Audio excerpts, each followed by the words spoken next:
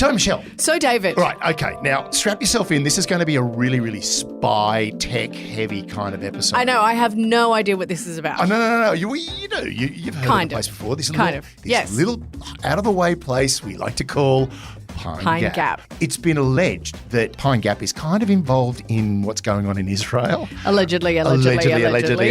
So I thought, oh, hang on. And by the way, Peter Kroner, the journalist, wrote a great article about it. And that's what made me go, you know what? Let's have a look at Pine Gap. Let's do it.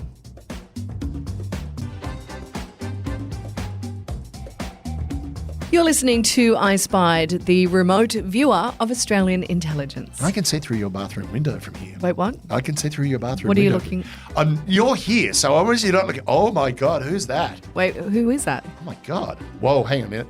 Whoa. You sure that's my house? Oh, no, it's mine. Oh, okay. It's my wife. Oh. Okay. I think I've seen too much. Got to go home. Hello and welcome to I Spied. My name is Michelle Stevenson. I'm here with David Callan. Now today, I'm going to let David take the reins because he kind of said Pine Gap. Wait, what? You're going to let me take the reins? No, not fully. This horse is going to run away. No, I'm still on the cart. Yeah, good. Because with your hand on the brake. Yeah, someone needs to pull that handbrake when it's necessary. Yeah, you're riding shotgun and the shotgun's pointed at me. Yes. Okay, so Pine Gap. Yes. Now, we all know about Pine Gap. There was a TV series made about it by the ABC and it was okay. Right. That's code word for bad. Look, it's very difficult for me to watch anything to do with intelligence, mainly because I sit there and my wife hates pulling it apart. Yeah, that would never happen. Right. Yep. And my wife would go, can you please shut up and leave me to my stories? Now, Pine Gap, also known as the Joint Defence Facility Pine Gap, it's a joint venture. Yeah. I love a joint venture. Joint venture between the CIA, the NSA, the NRO, which is the National Reconnaissance Organisation or National Reconnaissance Office, and on the Australian side, it'd have the Australian Signals Directorate. It would have probably ASIS, ASIO would be out there, and of course, Defence Intelligence Organisation. Basically, it's a massive grid of radomes and radar dishes and satellite uplinks and antennas. Now, it started out back in 1966. It was called the Joint Space Research Facility. Ooh. Yeah.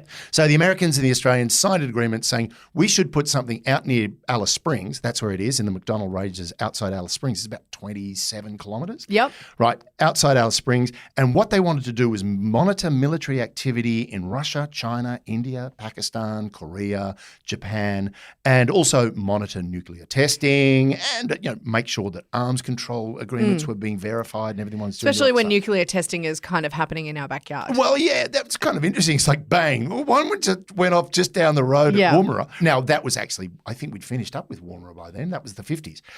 And the French. Let's not forget the French. The French out. Well, that's the thing. Now, we were looking at everyone, what the Russians were doing, what was going on in China, what was going on in the Pacific with the French. Now, it started out with 2 antenna radomes, right? So radomes, antennas, it had 2. Now it has 38. Right. Wow. Now, the thing is, its role has changed. It went from being this thing to make sure that and also it was an early warning system for missile launches. So they were looking at telemetry of ballistic missiles, that sort of thing. Telemetry, great word. I love it. That's a great word. What is that word? Telemetry is basically the data of a travelling object. Okay. Right? One of the things, a friend of mine was going to join Signals Directorate, and I just kept going, it's all in the telemetry. And she's like, what? It's like, it's all in the telemetry. Telemetry is one of those words that if someone's going on stage or if I was going on TV, you would dare them to put it in a sentence. Yeah, telemetry. I'd never play that game with me. I'm really, really good at it.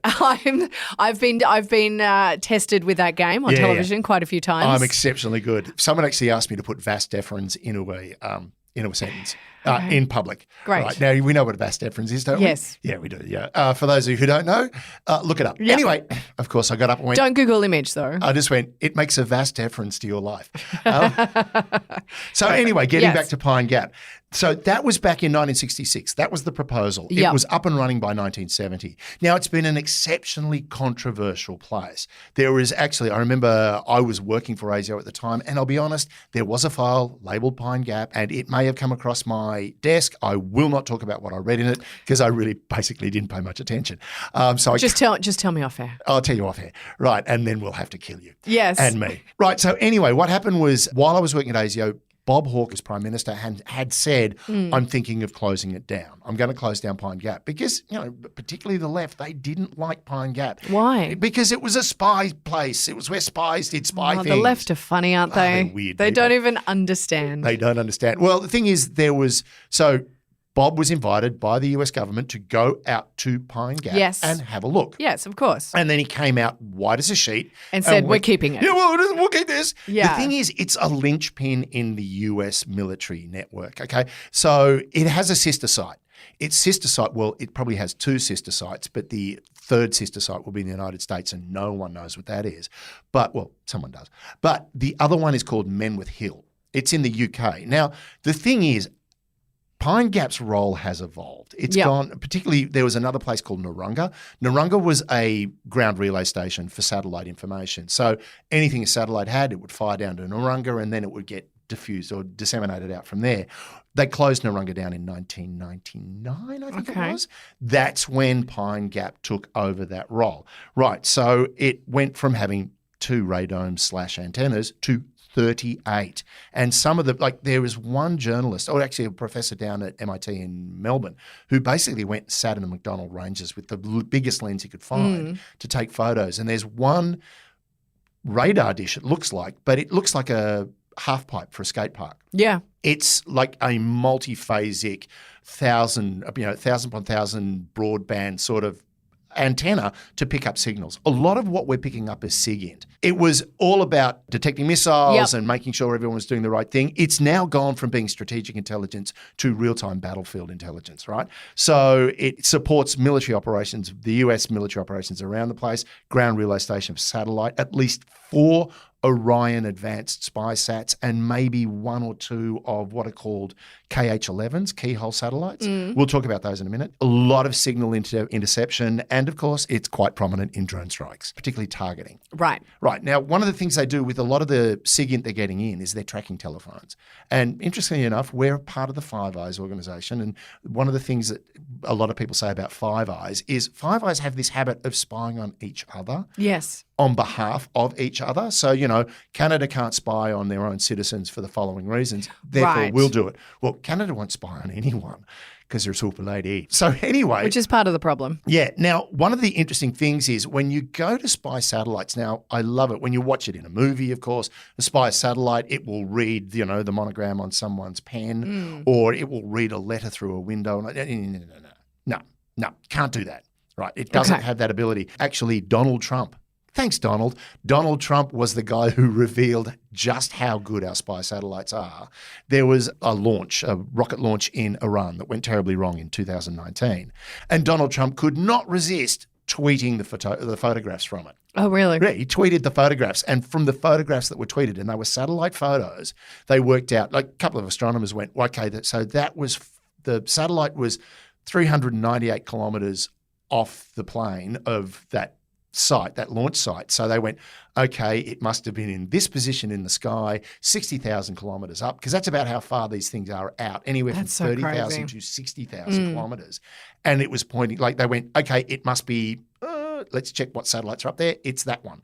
It's the KH-11 and its name is actually US-224. It's US-224. And there's Donald Trump going, how did you know that? It's because he's such an idiot. Yeah, but also a commercial satellite taking photos of the Earth, so Google Earth, it is limited to a resolution of 25 centimetres. Right. Now, that sounds pretty detailed, but put it this way, 25 centimetres, you'll get a picture of an iPad, but you'll never be able to read what's on the screen. Yeah, it's not too detailed because whenever you zoom in, it kind of starts to lose it just gets grainy. Yeah. Right.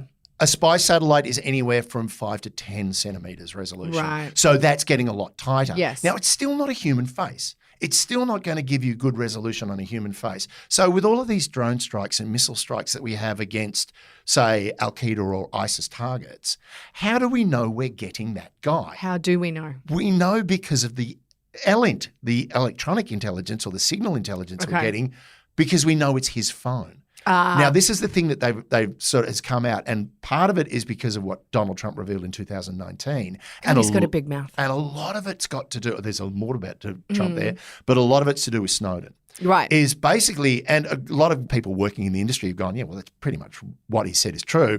We don't target the person. We target their phone, technology. right? Because a phone's really easy to trace. And as long as we know that that's his phone or her phone, we can target that phone. Except if they forget their phone or leave it on a bus. Yeah, or their kid is playing, what is it? Candy Crush. And suddenly that candy gets really badly crushed. Yeah. Right. So the classic one was that drone strike they had on the Al-Qaeda leader in Kabul. Yes. Where he walked down onto the balcony with his phone and the next thing a drone just went right through the middle of him. That was him. They knew because that phone had never gone anywhere else but with him, right? So this is what we're targeting now. We're not targeting people. Well, that makes absolute sense. We're targeting their tech, which makes it a lot easier. Now, all of this sort of stuff, basically Pine Gap breaks down into three sections. You've got satellite station keeping. It literally keeps the satellites in position because, as I said, 60,000 kilometres up, probably following an elliptic around the equator, these satellites, and there's at the moment we're pretty sure we've got 3, maybe 4 satellites going through Pine Gap. Yeah. They're Orion Advanced, right? So they're big. They're the biggest satellites we've got up there. They've got the dish. So there's a huge dish, like a radar dish, on the top of these things, or pointing down towards the Earth. They're about 100 meters across. Can I please just interrupt because there was this story this week that I found incredibly hilarious. Yeah. That one of the astronauts was going out to work on the outside of a satellite and dropped his toolbox. Dropped his tool bag. And now it's circling the Earth. Yeah, and you know what the problem with that is? Who knows what it's going to hit. Land. Yeah. Oh, basically, just before they press the button to launch that drone, king, we've lost signal. It's like, damn it, my toolbox. These satellites, so the Orion Advanced are electronic and signal intelligence. Right. Now, the other one is the KH-11, which is the keyhole. They're the actual cameras. They're the big cameras. Now, bottom line is a KH-11 is about 3 meters wide and about 18 meters long. Right. It looks a lot like a Hubble telescope. And funnily enough, when the technicians were building the James Webb, which is the new Hubble telescope, for want of a better word, the new deep space telescope that we've got, and it doesn't orbit the Earth. It actually is on an orbit around the sun, right? But basically when they were building it, these astronomers are going, you've got to do that and you've got to do this and don't forget, oh my gosh, I've got a pen protector and all that, doing all that sort of thing. And this technician turned around to one of the astronomers and went, shut up, mate, we know what we're doing. This is not our first rodeo. Yeah. And no, that can't be possible. No, that's not right because it's just the first time one of these has ever been built. And the technician went, this is the first time one of these has ever been built for this purpose, right? So they have been building these. The first KH-11 went into the air in 1976. Right. Now, you might think, gee, that's really old technology. And in fact, with the KH-11s, I'm sure they've tweaked it. no, well, here's the thing. They actually went, let's get a completely new system up there. They launched it in sort of the early 2000s. And it died. And it didn't work. Yeah. Right. Now, the KH-11's tried and true. It works. And we know it works. Yep. It's good quality kit. Right. And the thing is, they actually turned around to Lockheed Martin, are the guys that produce them. They build them. They turned around and said, if you've got any parts, if you've got any, it's called legacy technology. They went, can you build 2 more? We need these things and we need 2 more of them. Can you build them? And interestingly enough, then, of course, Congress freaked out because they went, they're going to, like one of these satellites purportedly was going to cost more than an aircraft carrier. Yeah, well, I can imagine. Right. Now, don't forget, once it goes up there, there's not a lot you can do if something goes wrong. No. Of course, when the Hubble telescope was first launched, there was a problem with its mirror. And they basically put a contact lens on it. They sent astronauts out to the Hubble telescope. They then had to open the telescope, put a new corrective lens on the mirror, then close it all up. And now the Hubble telescope works beautifully. Yeah. Right. With a spy satellite, the problem with spy satellites is you don't want anyone to know they're there. Well, here's the thing. You can spot them. Yeah. Like astronomers can spot them because they'll be looking up at a star, like a star cluster, and there is something that's moving around up there. It's generally going to be a spy satellite because they sit that far out. Now, the interesting thing about it is if you need that fixed, that means you've got to get an astronaut, you've got to put him on a shuttle, and we don't have shuttles anymore, and get him to that satellite to repair it. So you want them to last. Yeah, and the fact because that's quite expensive. Well, basically Lockheed brought them in at $2 billion, Ooh. which is a lot of money, but it's cheaper than an aircraft Yeah, carrier. but then trying to fix that would cost a lot. Exactly. So Like a house call to one of those things is a lot of money. I'll call Ultratune. Yeah, no worries, mate. What's he go? Yeah, don't worry, mate. It's just your carby's gone. I'll fix it up for you, no worries. Just needs a new battery. Right, so this is the thing. We've got this incredible technology. Now, Australia is heavily invested in this, right? Because we've got flat land. Well, here's and we're the very thing. far away. A couple of things that's really good. We're in a good position. We're in an exceptionally good position because you can't have a signal spy ship, which we always see when we have, Talisman Sabre happening up in the North End. The Chinese always have a spy ship outside. Well, good luck with that. We're in the middle of a continent. Yeah. It's as large as the mainland USA. So good luck trying to get to that. You could fly over it, but we're going to know you're in our airspace pretty quickly. So you're not going to, we'll, scramble a couple of F-35s to chase you off. You can float a balloon across. We'll just pop it. Yeah. Right? It's a really, really perfect spot. And also, other than Alice Springs, there's not a lot of noise out that way. There's not a lot of light noise. There's not a lot of electronic noise. So because it's very isolated, it's an absolutely perfect place to put it. Right? Medworth Hill is northern England. I'm not sure. But again, it's a fairly isolated spot. But as isolated goes, it's only 20 minutes from Alice Springs. Now, here's the thing. It does put us on the radar for somebody that doesn't like us. In fact, one of the big problems and one of the reasons why people were protesting was, well, what happens if we go to war and Russia decides to nuke it? What happens? I don't know. They nuke it. Okay. Now, interestingly enough, a lot of studies have been done on this. They went, okay, what would they use? One, they wouldn't use their brightest and their best piece of tech. But would they even bother doing that? Yeah, definitely.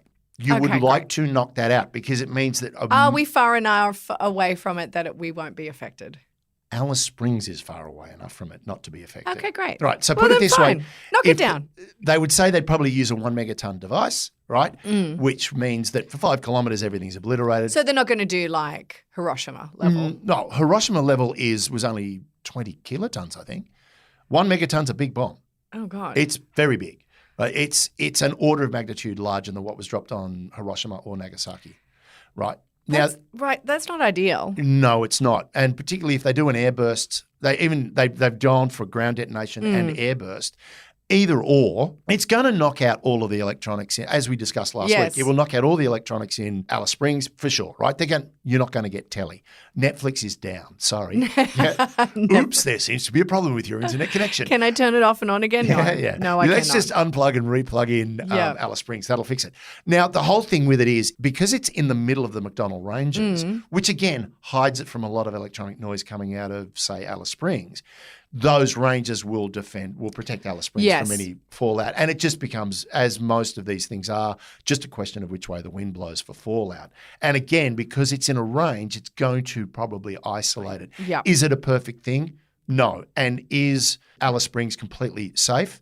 Of course not. No. Right. But what's really interesting, it was Kim Beazley, when he left Parliament, he had been, of course, our defence minister for a long time. He basically turned around and said, it was put to cabinet. What happens if someone detonates a nuclear warhead? They would have to, right? Well, basically the response was it's an acceptable risk. It is an acceptable risk. Considering what it does for Australia. Now, this is one of the things that we've always got to consider when it comes to stuff like, when people say, well, why are we so in bed with America? Well, because we have access to all of this. Like up until 1980, Australia wasn't allowed in the analysis section. Right. So as I said, there's 3 sections. You've got station keeping, signals processing, which would be the ground relay station. This is the thing that's flicking the intelligence that comes off the satellites out to where it needs to be. And then there was the analysis section. Yep. Australia wasn't allowed in there until 1980. I think they call it, I think they call it the Geobox or the Geo Sandpit, where literally it's real-time battle data. This brings us back to Israel. We have I've seen a picture of it. I couldn't find it. I've lost it in the myriad of tabs I've got open on my web browser. But essentially, there are 3 satellites. One sits over Asia, one sits over central Russia, and one sits over the Middle East. And basically, that covers China, Southeast Asia, India, Pakistan, Russia, like central and western Russia or eastern Russia, and then the Middle East and a bit of Africa. Right now, Medworth Hill would be covering Europe, western Russia, and of course, the North Atlantic. So it's all about coverage. And then finally, I should imagine that the Pacific and the American continent itself would be covered by the United States. They'd have their station. I'm not sure where it is. It might be Vandenberg. It might be Canaveral. I'm not sure. But essentially, they've got these areas that we weren't allowed into. Australia has that access now. And because we have that access, it means we've got real-time data on what we would perceive as being our targets, our adversaries, our enemies.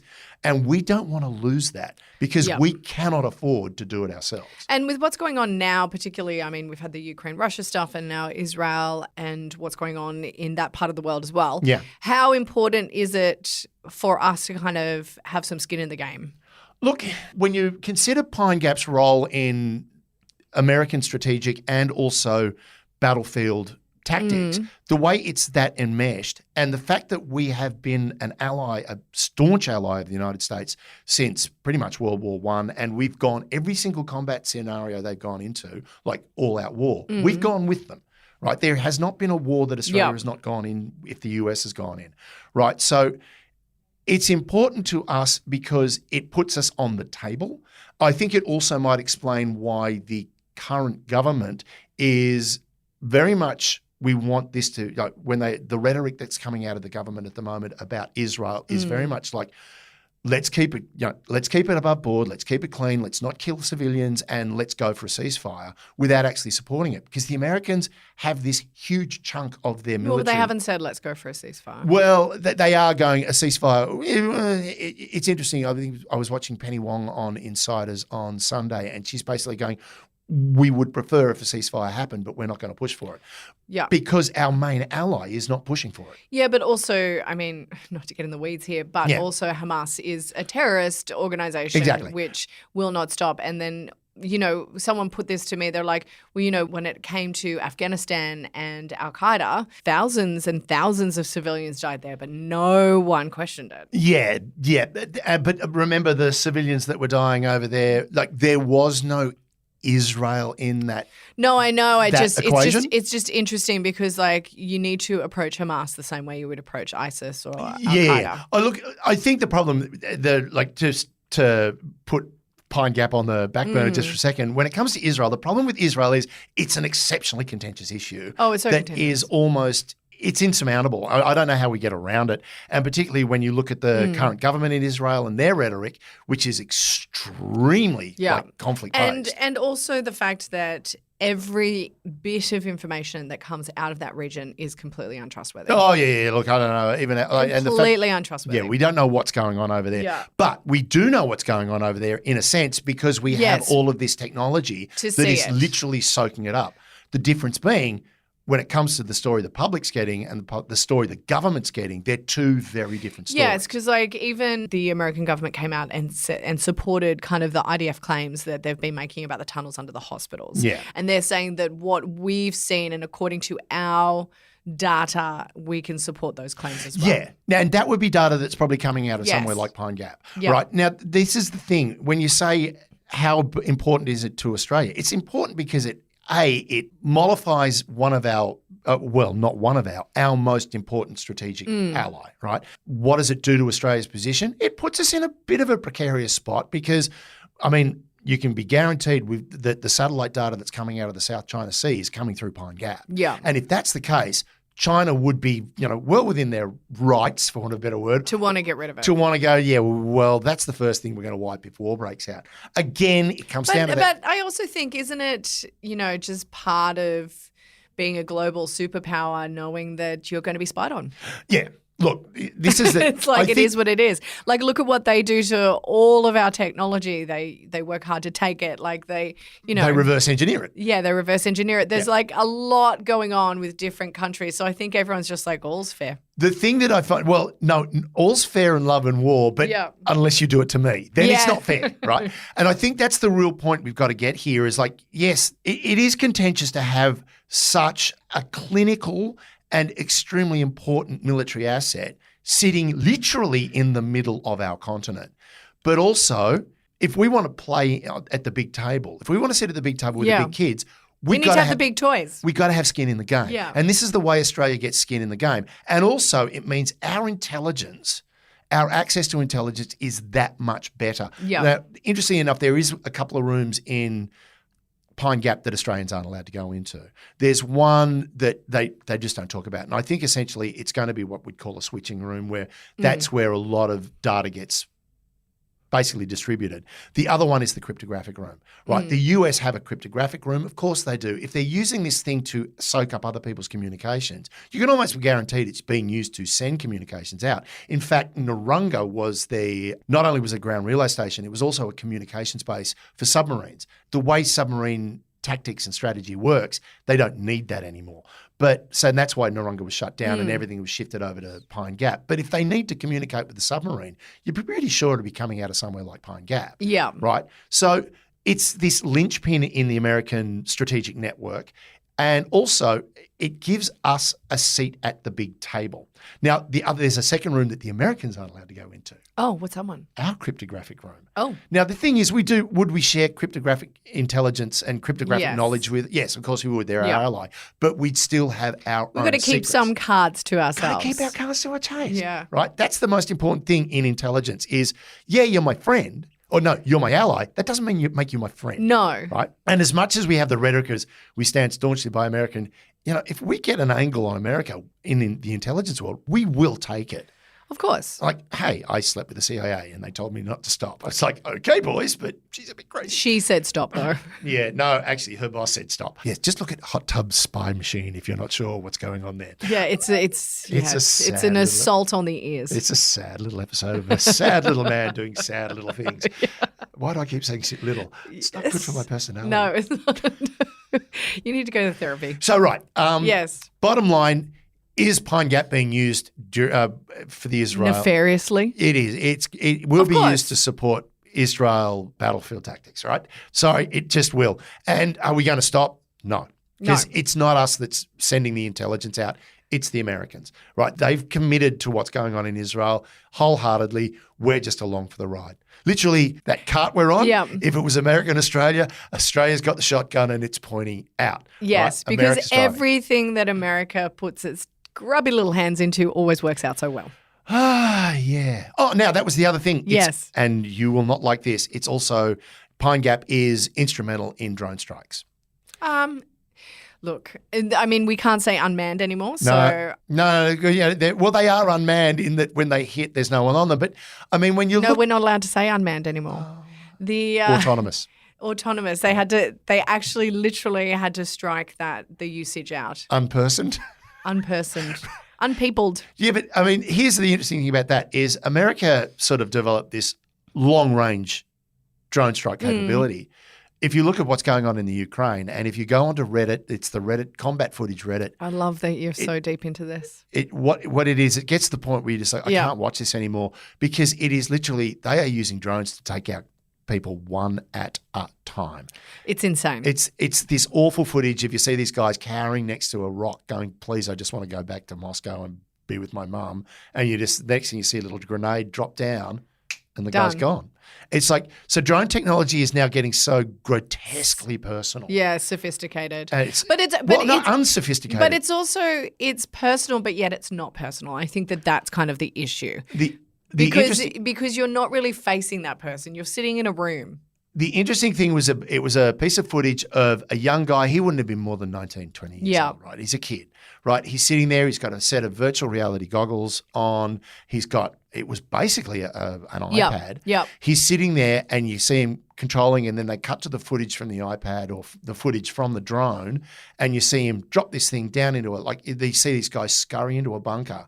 Then he drops this thing literally through a hole in the top of the bunker, and boom, whatever is in there, not just the grenade, but there was obviously ammunition in there, and it cooked off. Yeah. Right. The guy then it cuts back to the guy who rips the goggles off, and he's pumping his fists. And the first thing that reminded me of was my son playing Fortnite. Or Ready Player One. Yeah. Look, it's definitely created jobs for our children who are on PS5s. That's the thing. We all sat there looking at our kids playing on PlayStation, playing COD, going, oh, you'll never, this is ridiculous. Like, guys, they got a job. Like the good ones, this is the future of war. But when it comes down to basically with Pine Gap, it ain't going anywhere. No, I think we need it. Yeah. Well, it's one of those necessary evils. Yep. You're a necessary evil. Hey, yeah, but I'm a nice evil. Are you? Little.